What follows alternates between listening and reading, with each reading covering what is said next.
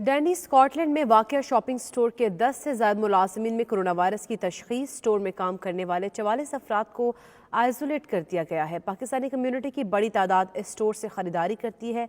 हमारे नुमाइंदे कैसर हबीब इस वक्त स्टोर के बाहर मौजूद हैं, उनसे जानते हैं। जी कैसर हबीब, आगाह कीजिएगा।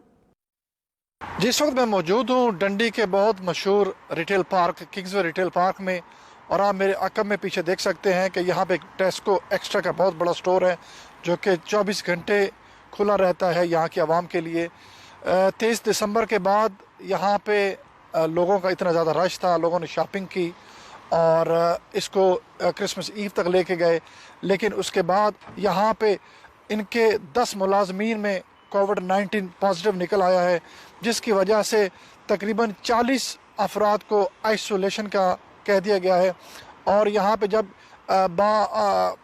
खबर और बावसूख ज़राए से पता लगाया गया तो उन्होंने ये बताया कि यहाँ स्टोर की डीप क्लीनिंग नहीं की गई थी और यहाँ पे जो है वो ख़ास तौर पे जो प्रिकॉशंस हैं, प्रिकॉशनरी मेजर्स हैं, उनको सही तरीके से नहीं लिया गया था और इसके बाद ये सूरत हाल सामने आई है।